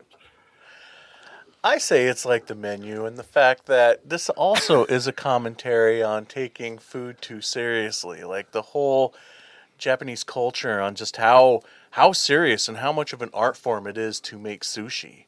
And I feel like this movie's poking fun of that at great lengths. I suppose. What? No, I know, you hated it. I got there's a big here's the deal coming. Here's the thing. No, I fucking loved this movie. I thought. For real? I thought it was great. Oh, I nice. enjoyed the hell out of it. Really? Oh yeah. Okay, cool. I don't hate it, but I'm just like, holy shit. The tagline is "The sushi bites back." I liked it. I thought it was fun. I think I'd recommend this. I think everybody needs to watch it. I'm waiting for the punchline. It was great. I thought the main. I mean, it's not good, but like there we go. Is Mike holding you at gunpoint right now? Andy already said it wasn't good. I mean, if you want, I think Mike's holding you at gunpoint. He's hanging a transformer by its leg, and I'll drop him if you just. I would do it. Just say the safe word. Just let us know you're okay. Sassafras. Okay. No, but I mean, yeah, the CGI stuff is bad. It took me out. It's so bad, but like, in spite of that, I don't know. It was fun. It was just stupid and dumb and. Come on, super stretchy face. That was cool effects, right? Oh yeah, with his face getting. It was torn gross. off, yeah. The worst thing about this movie for me is that I made the mistake of trying to eat dinner during it. Oh no! And it made it tough. Especially you try to eat sushi during it. No. Especially when the zombies are just puking rice through Oh the yeah, bowl. no, I third could. It's act. hard to watch that. I think that was grosser than the I think I had swapping egg ramen. yolk. But yeah. Oh no, but I did. I liked it. I thought it was pretty good. Well, that does my heart good. It's such a ridiculous fun. movie Fun. that you still had fun with it. That's great. I mean, yeah, the CGI moments are bad. I mean, it kind of took me out of the movie at several moments, especially like Andy said, the battleship tuna roll. What? Yeah, and what does that even mean? How does tuna have explosives? How does it have? Yeah. How does the guy's ammunition? head turn into a fucking fish? I mean, 'Cause- who Well, that cares at makes this point? sense. It just felt like the CGI in it, and this isn't the old man soapbox CGI blah blah blah bad. It just felt like there was a lack of effort in it. And that's what really ruined it for me. Is it just felt like it was effortless in the CGI. It was like Birdemic level CGI, and that was very disappointing, especially with the practical effects were so much fun. I liked the tuna-headed guy at too. the end. I thought that mask looked great. You know, the mouth would move with his voice. Yeah. It was a very, very cool looking mask, I thought, and I would have loved to have seen that version of that character more in the movie. He transformed way too late. I thought the me. majority of the action scenes were actually pretty good. Yeah, some cool That's true. kung fu actions some- and the fight stuff. I thought the boss's head getting chopped off was, pretty good. yeah, yeah. It was very Kill Bill in a way. The only CGI thing that was passable for me was Eggy, just because I loved love Eggy. Yeah, you love Eggy, right? It was so great. So stupid. So fucking so stupid. This dumb. movie is so bad. It's Yeah, I started so watching it, and stupid. I'm like, this is Mike's fun episode. I know exactly. This is, but I mean, you need to see it. This is I don't hate it, but It's the perfect Tubi movie. yes. Which is where it's at. I think I watched it on like a Sunday afternoon or Saturday afternoon or something, which is like the perfect time for it. Don't get all your snacks ready and watch it on a Saturday night. It's not that kind of movie. What I would really love to see is if there's a gag reel on this movie. There were at because the end. Yeah, there's some In the end credits. I was hoping for Oh. like a little bit more because like they had to crack up making this fucking movie. How could you not? Oh yeah, they showed that egg yolk scene, outtakes during the credits. Well, when the guy's like screaming at this little fake piece of sushi when has the knife in the bathroom, sushi, like God. Maybe I'm a bad. I don't know if I mean this. Doesn't sound. I just wished this movie would have been better if it had dubs. Okay. Like because it is so fucking dumb and stupid. Yeah. Like I'm like it's too much investment to have to sit there and fucking read the goddamn bullshit because it's I see what you're worthless. It's saying. so I get it. stupid. Well, half of it was them narrating what they were I doing. know. Like the door won't open. The knob is broken. Man, if it was I'm just like, dubbed, well, it could just be you're all showing entertainment. us the whole time, dude. Yeah, and I'm just like, but by then I didn't even care. I was just like, why am I gonna bitch about the writing? I mean, Yeah. just look at the I goddamn guess, do movie. you even almost. really need the dialogue for this movie? I guess. I suppose actually not. But too late. I already had to fucking read it. It's fine. It's just It's like a waste of reading on something so dumb. You're waiting for trying to figure out reasons of why sushi can sprout razor blades, but you don't. You're not going to get that, and there's no way you can rationalize that. Bare flesh cuts so easily. The guy with his shirt off. She's so persistent on forming the sushi by putting the two fingers and pressing down the rice, and I'm like, as someone who really loves sushi, I'm like, it's interesting to me that the process, because I am not a sushi snob. I have eaten it from gas stations or grocery stores. Oh, you sicko. And I've had really high-end sushi, and obviously there's a difference, but it's like funny that they integrated like that the process. It's not just like doing it the easy way of, I don't know. There's some kind of actual message into it in that way. It's funny because she takes offense to it and how it leads into the story and stuff. And it's like you've all been saying. I mean, it's bad, but fun bad. And sometimes you just need to turn off your brain and watch something stupid. It's so ridiculous. You know what this film was missing, though? Oh, what? Judith Light! Oh, Judith God. Light could have really made it better. That's a good point. Tad, what trivia you got for this one, I wonder? There's some fun stuff. You will love this. And it's so cool that it connects to our next movie. Director Noboru Iguchi said he got the idea for the film after Piranha 3D was a hit in Japan. He'd always wanted to make a film about people being attacked by animals and was searching for the right theme, something high impact. Since he also loved Attack of the Killer Tomatoes, he decided he wanted to make a film about food that attacked humans, and which he also set in Japan. Ultimately, he came upon the idea of a group of people who were attacked by sushi. Nice. The influence is strong. That's right. The director also said in an interview that unlike his previous graphic films, he made this for family viewing, though it does include bloody violence and naked women. Yeah. But seeing Everything it, for the family. but seeing it, like I said, it's very like childish in ways. You know what I mean? Like it reminded me of gore is, yeah. Yeah, but it just reminded me in like tone wise of like a Power Rangers or a kids TV show where it's outlandish.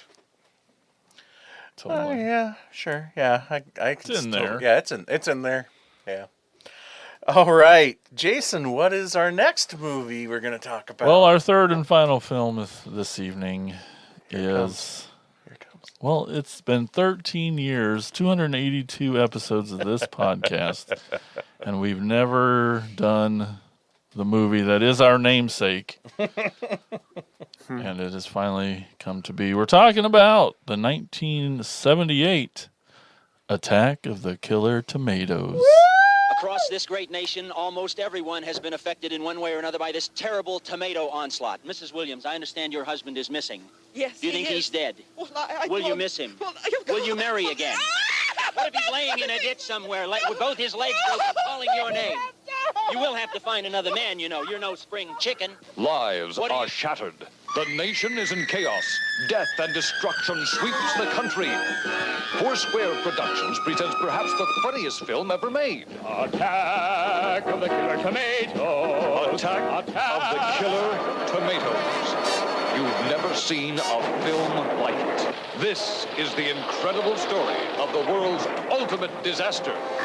Vicious man-eating tomatoes grow to monstrous proportions. Faced with this unprecedented menace, the president calls upon Mason Dixon, special agent. Aided by his trusty sidekick, Dixon begins to unravel the terrifying mystery of the deadly tomatoes. Dixon is getting close, too close for someone, or something.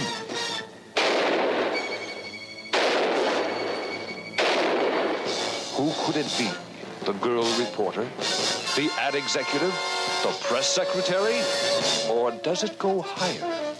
Join Mason Dixon in a race against time as he battles to save the world from the threat of nature's perfect eating machine, the Killer Tomato. Ain't no time to make a fuss. We gotta get those tomatoes before they get us.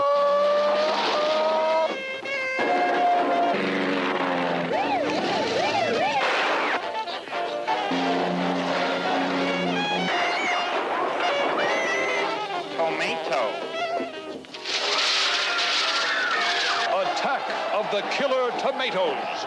You've never seen anything like it.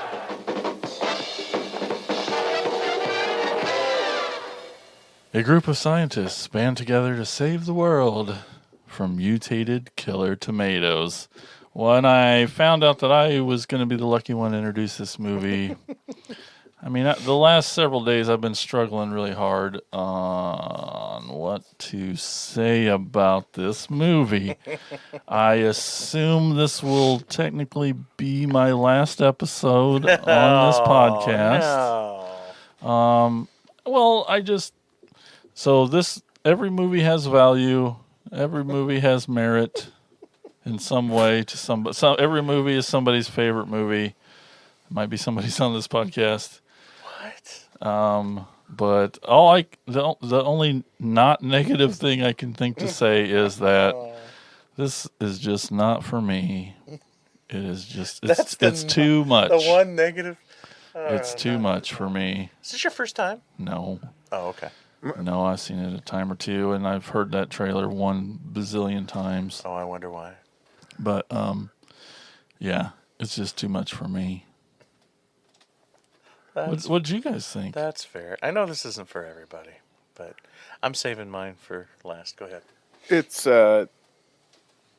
man, it's a lot. I already said and that. I'm only saying it's a lot because it's like there's a joke and there's a gag every 15 seconds. You really got to be on your toes. It is hard to recount the jokes, the comedy of it. Yeah, it's there's steroid cereal. There's there's toothpaste for people with no teeth or dentures, coming across the radio. You really got to listen, because if you're not, really paying attention, there's so many gags in this movie. And, I can see where films like, Amazon Women of the Moon or Top Secret kind of got like they kind of, took their, took where this left off. But yeah, it's Is this your first time? It's my first time, yeah. Ooh. I had, and of course, anytime you you would get on the internet and type in the word cult films, this is going to come up. I think I first heard about this when I watched Morgan Stewart's Coming Home when I was a kid, and they kept referencing this movie. I was just like, "There's a movie about Attack of the Killer Tomatoes." At the time, did you think that it was made up, like just for the movie for Morgan Stewart? Like they made it up and shot I'm not their own sure. scenes I may have. I don't know. But I was just like, and then I learned, in subsequent years, I was just like, okay, this movie is, it's real, and it's out there and it was made. I never really had a hankering to watch it. I think I watched actually more of the sequel before this one, because George Clooney was in the sequel. Return of the Killer Tomatoes is great. Yeah, it's really good. I can't really say. I'm just like, when I first heard I really laughed out loud when I first heard Puberty Love come over the radio, and I was just like, oh my God, you've got to be kidding. And now I know what Tim Burton used for To Kill the Martians in Mars Attacks. I was just like, this is, he totally ripped this off. And Tomatoes never first. So if people want to rag on this movie, I'm just like, you've got to look at a lot of other films where it's influenced a lot of other stuff, in my opinion. That's all I got. Tad? First time watch for me. Nice. If you Did he just say F you? No. If you, I'm trying to think of nice things to say. No, it's not. Just go for it. It's fine. It's not awful. Okay, it's not unwatchable. It's one that I've avoided for a long time because I knew it was more. The thing is, it's like a satire of other movies and makes fun of tropes, but it's sort of like, if you're making fun of things, you should be good yourself. I don't know. It's like the ugly kid calling everyone ugly. It's like, look in a mirror, bro. But it's like Airplane if it wasn't funny. I think you're getting worse. Each one. But I sort of knew that going in. Hey, don't hold back. No, I don't know. Can we change the name of the podcast? Is it too late? Oh shit! man. Oh shit! That doesn't get any worse than that. That's I don't like tomatoes, but I'd rather eat one than watch this again. I wish I had tomatoes to throw at my own screen. Oh, it's so good. I don't know. This I really did sit down and try. I mean, I watched the whole thing. I really was like, I got to do this. It's like homework. It was. Oh my god, dude! It was. Not again, like Jason No. said. Maybe not for me. It's not for me. It's too much. I mean, I'm not the jokes that I thought were funny were fucking funny. It was too much. When you, what's that mean? Too much? Like, well, you just said every 15 seconds. Like what Andy was saying. Oh, okay, it's relentless. Instead of like writing good jokes, it put every joke on the screen, hoping that 1 in 12 would be okay. And it felt like 2.5 hours long. The movie. I'm not kidding. I checked the clock so many times. I'm like, this is still going. There's a few jokes in this that, and if you want to call them that, they wouldn't fly today. There's you know, it's just that there's that scene kind of made me uncomfortable. You know, just some of the terms that they were using, but you know, all those guys trying to fit into that small ass room. You know, I thought that was funny. You know, oh, the funny stuff is funny. I mean, there's stuff that does work in this, but I mean, it's and I think I said this about other films, but I think it rings true in this one too. It's like it's 10 pounds of crap in a 5-pound bag.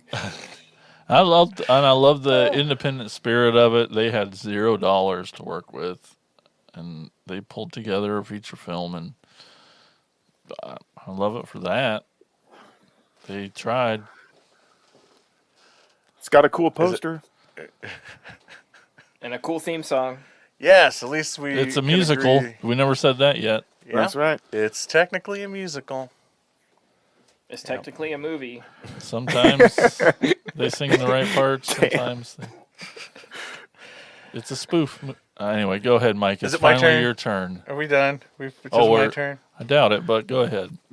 So, yes, I love Greatest this film of movie. all time. I've loved this movie since grade school. I first heard of Attack of the Killer Tomatoes because of the Golden Turkey Awards books, rating it as one of the worst movies of all time. And I, to this day, never understood that, when I feel like a lot of the badness is intentional. Like, how can you call it bad when anyway, and I don't fully understand, you know, the hatred on the show. I mean, I get it to a point where you guys are saying, I really do, but I don't know. And part of it for me is maybe nostalgia, maybe that I've been watching this movie continuously on loop since I was in grade school. But it was hated back then too, so I don't know. And I knew going into it that it was hated. Right, but you were in then. elementary school, so you know. And maybe that's maybe what this movie was made for. I thought Three Ninjas was good in '92. I still have my original VHS of this that I got on my birthday. Yeah, so I love this movie. I think it's funny. I understand what you're saying. It can definitely feel a bit long, especially when there's a huge chunk of this movie, 75% of this movie where there's no tomatoes. There's no tomatoes going on. And especially as an adult now, and even growing up through the years rewatching it, I realized that I feel like there are a lot of times that the movie loses its focus. Because I feel like Freddy Krueger's on screen more in the original Nightmare on Elm Street than there is tomato action in this movie. And for the whole franchise is like that. It's like it's Killer Tomatoes, and like all 4 movies just really don't do much with the tomatoes. Talk a lot about Killer Tomatoes. Yeah. But when we do have tomatoes on screen, it's great. It's in reverse, but it's great. I love And that's awesome. So awesome looking. It's so cool. When a tomato is chasing after somebody, but it's shot in, You're they're so shot in reverse. stubborn with your nostalgia.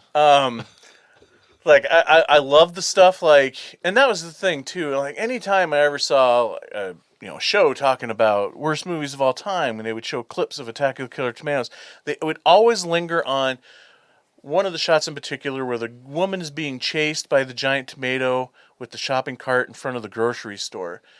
And it's like, yeah, you could see the wheels underneath the tomato, but come on, that's intentional. You're supposed to see the wheels underneath the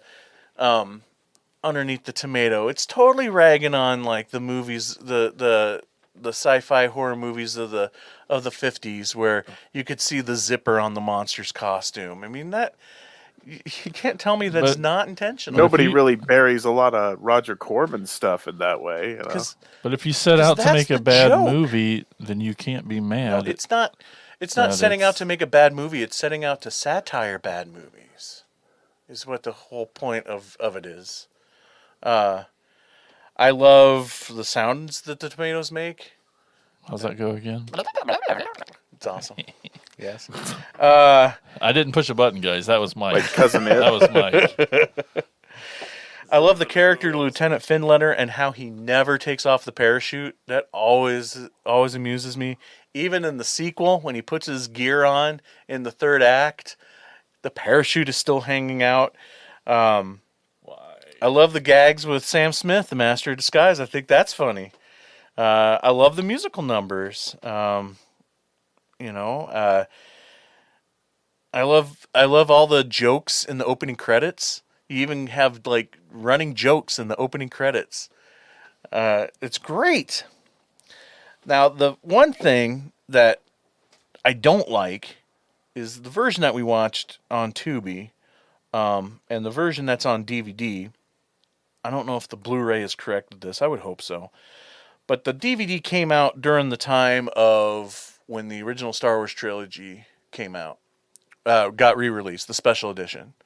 97? And yeah, around that time. So there was a lot, especially in the comedy sense, a lot of filmmakers that were releasing their stuff on DVD were doing, their own special editions. So this version that's on Tubi is the special edition of it that has added footage and added like Foley and dialogue, and it's all crap. It's all worthless. So the scene, during the scene where they're all trapped in the room and the Japanese scientist knocks the ship, the picture of the ship off of the wall, and it lands in the fish tank. That shot of the fish tank was not in the original film. You just see him knock the picture off the wall, and that's it. So anytime you get like cutaway close-up shots in the special edition, that's the new footage, and it annoys the hell out of me because some of it is just like, they're like forcing the joke even more. Like you just leave the subtlety of if they didn't get it then, why try to force it home now? And the scene where they're at the end with the giant tomato and the earmuffs, and Mason Dixon is holding up the sheet music in front of the tomato, which I think is a hilarious gag. I think that's great. But they cut to an insert shot to make sure that you see that it is the puberty love sheet music. It's like, I watched this when I was in grade school. I got that back then. There was no need for that shot. And then you get like some added in like ADR jokes of like voices in the background stuff, and there's also some extra like music cues that weren't in the original, like the opening crawl that talks about Alfred Hitchcock's The Birds. There was no music over that in the original. It just, everything was silent up to as far as score goes. There was no score at all up until like the tomato starts crawling out of the garbage disposal. So, but yet the special edition has music laid in over top of that.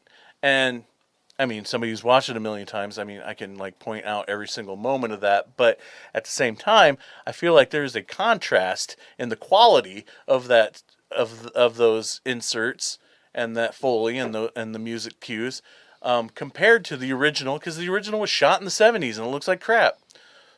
So good luck reproducing that, and it just sticks out like a sore thumb to me. So yeah, the special edition stuff didn't care for very much, but dang it, I'm sorry, I still love this movie. I can't help it. You Don't can. apologize. That's all right. Yeah. It's got Jack Riley in it, who was on the Bob Newhart show in the 70s as well. I wonder too, before I get into that, if there's something about independent we've talked about it on the past on how we enjoy when we get we throw in some movie from the 70s into the mix because we love the aesthetic of the 70s, and all that and stuff. But I think maybe there might be a disconnect nowadays with independent 70s comedies, maybe. Because I talked about Scavenger Hunt not being as funny as it could have been. And maybe part of that miss, again, was also just the way those comedies were shot in the 70s. Killer Tomatoes could be the same case. I just also recently rewatched Hollywood Boulevard, Joe Dante's first movie. Joe Dante, a guy who knows how to do comedy, and a lot of the comedy in this film felt really off. Again, and that was a film, a Roger Corman production shot in the 70s. I don't know. It's a crackpot theory that it just sprung to mind. I don't know if that has anything to do with it or what, but back to Jack Riley. So that's their big star in this film, and he's only in a couple scenes, but his introduction is a great scene where the police are fighting off the tomatoes in a tomato field. You got tomato, and they're shooting shotguns at the tomatoes and stuff. And there's police cars coming in, and it's for lack of money. There's a lot of production value going on, including a helicopter that's coming in. And at one point, the helicopter spins out of control and crashes on the ground. Awesome stunt, right? Great, looked great, amazing bit for the film, right? Well, turns out that helicopter crash was 100% real. They just happened to capture it on film. Jack Riley was in the helicopter at the time. It spun out of control and crashed, and they just used the footage in the film and kind of wrote that in, that you can hear an ADR bit of dialogue about a tomato flying into the propeller or something like that. Genius to use that. I mean, nobody was hurt, nobody was killed, or very minor injuries. So, might as well use that footage, right? Totally adds a lot of production value to a movie that has nothing. And there's even a episode of the Tonight Show where Jack Riley is on there talking about that with Johnny Carson, which I quite enjoy. It's very awesome. There's 3 sequels to this. There's Return of the Killer Tomatoes, like Andy mentioned, with George Clooney's in it and John Astin. Then there was Killer Tomatoes Strike Back, and then Killer Tomatoes Eat France. The last 2, you want to talk about movies that throw every joke at you every 10 seconds and hope at least one out of every 50 gets a laugh. Those 2 are way more like that than this one, believe it or not. So I do still like those ones, but they are definitely far lesser than the first 2 films. And Return of the Killer Tomatoes is great. The Killer Tomatoes spawned a cartoon series that lasted 3 seasons. It had video games, merchandising. I have my little Killer Tomato toy at home with my little Dr. Gangrene action figure with it.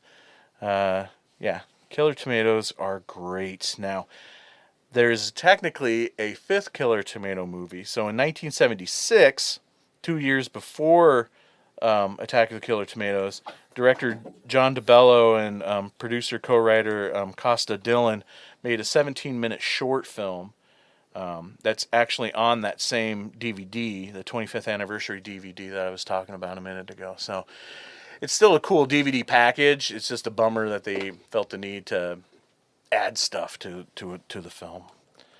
But yeah, there you go. That's why. When Killer was the Tomatoes last sells it. one, like the newest one made? The last one was Killer Tomatoes Eat France, but it was supposed to be the third one and it ended up being the fourth one. Because at the end of Return of the Killer Tomatoes, it says the next movie will be Killer Tomatoes Eat France, but Strikes Back came out first. And What year? Oh gosh, I don't Strikes remember. Back Eats France was 92. Okay. Okay. I was just curious if, like, why, it's a very popular name, like it's due for a new sequel reboot. There's been rumors of it for decades now of a new film or a reboot or a remake. I think it's even gone into production once or twice, but never seen through. So, I don't know. But yeah, Killer Tomatoes are awesome. I don't care what you guys say. Tad, what trivia do you have for Attack of the Killer Tomatoes? Well, I had just a little bit more info on the helicopter crash that I pulled from IMDb. The tail rotor blades accidentally hit the ground, causing the helicopter to spin. And the debris in the top rotor blades just missed the police officers and the crew off camera. The pilot did receive minor injuries, and after being pulled from the wreck, Jack Riley and George Wilson quickly ad-libbed the rest of the scene as the wreck was set on fire. The crash of the $60,000 rented helicopter used up more of the budget than all other aspects of the film combined. Wow. So that wreck was the most expensive part of the movie. And then the giant earmuffs that the giant tomato is wearing at the end were actually two big bright green toilet seat covers. That's great, guys. That's awesome. Mm-hmm. That's awesome. Oh, and another movie that referenced Attack of the Killer Tomatoes, Elvira, Mistress of the Dark. That's the movie that she plays at the local movie theater when she does her little midnight show to raise money to fix her car. There you go. Cool.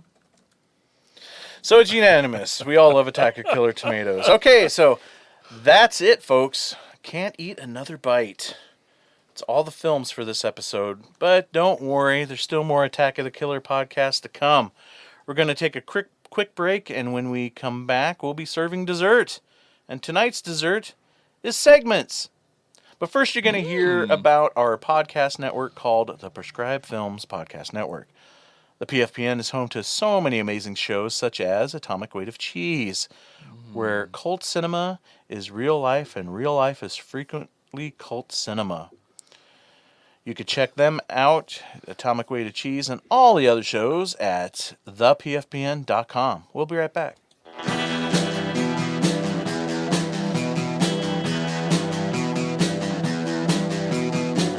You're listening to the Prescribed Films Podcast Network, home to hundreds of hours of free podcast entertainment. The shows on this network all have a common goal, providing you with the best discussions about movies and other forms of entertainment media. The PFPN hopes to fill your earholes with audio joy. Visit our website with links to all the other amazing shows at www.thepfpn.com. Thanks for listening. Welcome back to the show. And now it is time to hear from you guys, the listeners. Here's Jason with shout-outs. It's time for shout-outs! Shout-outs! Shout-outs! Shout-outs! Shout-outs! So happy you picked the Cheese Guys. Of course you picked the Cheese Guys. It's the only podcast on the network that's food related. Anyway. Yeah, that wasn't by accident. So we asked, what's your favorite food horror movie? And Attack of the Killer Tomatoes. No, Oh, you weren't wasn't that- asking me, sorry. No. On our Facebook page. Oh, we got a lot of comments this time. Shout outs. We got Casey Kelderman. He's from that brand new show on the network, Screams from the Basement. Woo! Hey, Casey. What's up? He says, probably. But he also says, I mean, we should all be saying Attack of the Killer Tomatoes, right? Right. Right? Right. Wrong. We got Lisa from the Bad Movie Bunny podcast. She says, Lisa? Hi, Dad. She would say. And she also, why am I doing that? I don't know. She said the stuff was pretty gross. Yay, the stuff. That's Body right. Melt was made. I liked Body Melt.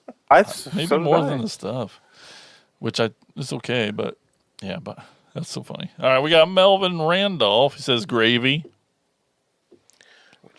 I haven't That's seen a movie? Yeah, I haven't Okay, seen yeah. that. Recently came up in our chat Oh. with the attackers. That's why it's probably Emily who put that. But then we got Jacob McLaughlin. Attacker Jacob says, Microwave Massacre is a movie that I unabashedly love. Yes. It didn't click with me the first time, but after rewatching it, became a favorite.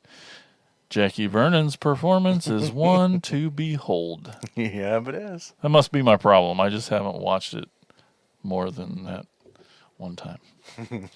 Hey, we got Terry Turford. Hey! That's right. Where's Terry's Terry? here. Hi, Where's Terry. She says, the stuff. Yeah. Delicatessen. Ooh, good one. Fuck yes. Honorable mention to A Nightmare on Elm Street Part 5 for the dinner scene. You are what you eat. Yeah. There's lots of good food in the yeah. Nightmare franchise. Little meatballs. Yep. What about Heather choking on Drano and corn nuts? Where's that cricket sound? From Heather's? Oh, from Heather's. Oh. Okay, yeah. I changed movies. Then we Yeah, got... You said Heather, and we were on Heather Nightmare on Elm Street, Langenkamp. and I was thinking Heather Langenkamp. Well, Took me a yeah, minute. sorry. My Took me a bad. minute to get there. No, it just took me a minute. We got Brian Clark. He says the downfall of the characters in Matango is succumbing to the temptation of food they know will destroy them. How did I know he was going to bring up Matango? Anytime he can bring up Matango, he's going to bring up Matango. That's all he talks about. He's going to start his own Matango podcast, probably. He also says the dumplings segment in Three Extremes Ooh, yeah, is there you wonderfully sick. And lastly, he says, it takes all kinds of critters to make Farmer Vincent's fritters in Motel Hell. Over in our Facebook group, we got Tim Lennerer. He says, the stuff is a weird and wonderful Larry Cohen satire about consumerism. I genuinely believe that the first person to see strange goop from the Earth's core bubbling up will try to taste it, because people tend not to display wisdom. He goes on to say, Ravenous starts with some absolutely repulsive shots of steak at a celebratory dinner for the protagonist. Antonia Bird, the director, was a vegetarian, and she really makes you feel revulsion at those knives and forks piercing dead flesh. And of course, the protagonist and the villain of the movie are both cannibals who get stronger and tougher on a diet of two-legged mutton. But seriously, it's the steak dinner at the beginning that looks worse than anything else in the film. He makes a third comment and says, Anthony Wong took home a Best Actor trophy at the 1994 Hong Kong Film Awards for his role in The Untold Story. Released in some markets as Human Meat Pork Buns, The Untold Story. It's a based, extraordinarily loose on real events movie about a guy who killed 10 people in a restaurant in Portuguese Macau in 1985. The scenes of pale pink ground meat being extruded from the meat grinder are amazingly gruesome, because the audience knows what it is, even though there's no explicit shots of human body parts going into the grinder. Sick. Yeah. Hey, we got Attacker Rose. Tad, want to say hi? It's your friend, Rose. Hey, Rose. Hey. She says, Silence of the Lambs? Question mark. Hannibal makes his own food. Yeah. Oh, and then we got Emily. She's back. She says, I narrowed it down to 4. But could go on. She says Blood Diner, 1987. Yeah. Dread, 2009. Dread, remember scenes from Dread?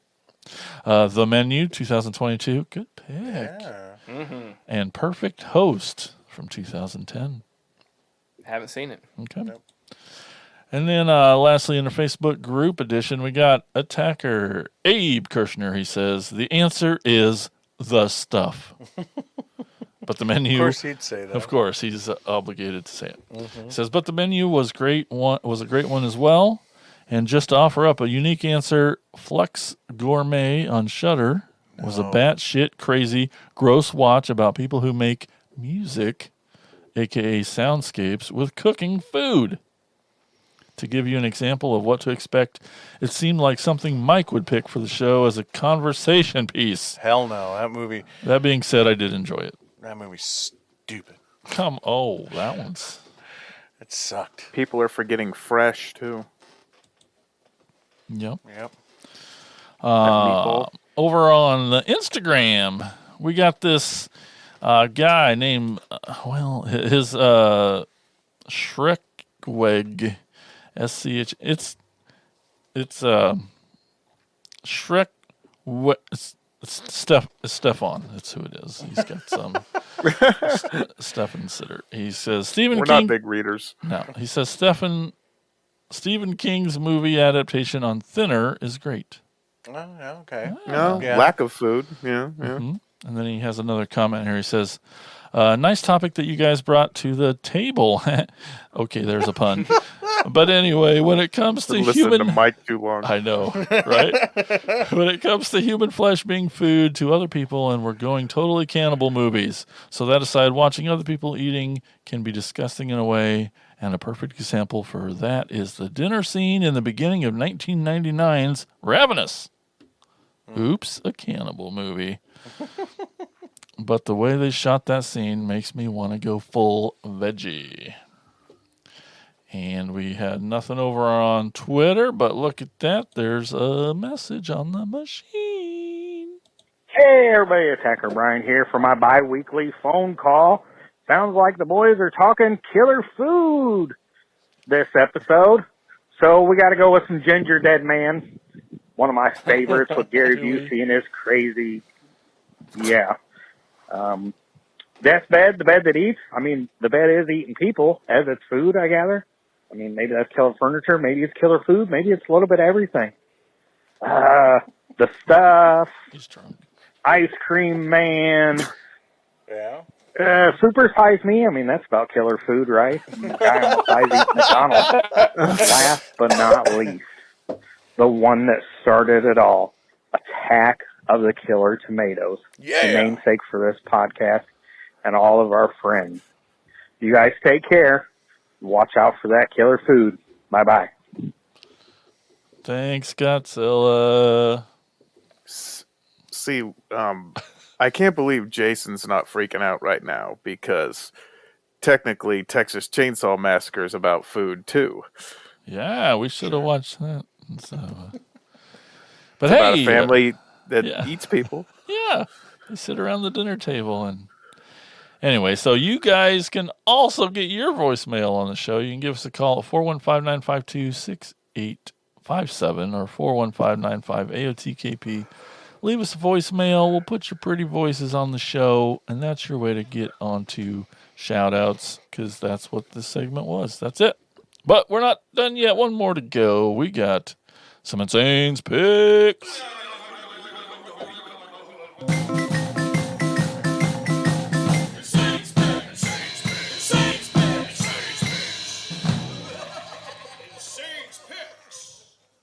First of all, before I get started, I just want to apologize to Abe for calling Flux Gourmet stupid because that was harsh. That was harsh, but I did not like that movie. It made me mad, so I had a knee-jerk reaction. I'm sorry, Abe.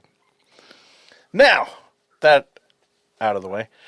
Now that I'm covering all different genres on Insane's Picks, I can talk about one of my all-time favorite filmmakers.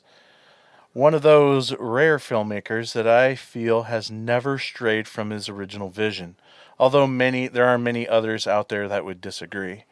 And I'm talking about, of course, John Waters. For me, it doesn't matter if it's Pink Flamingos or Hairspray.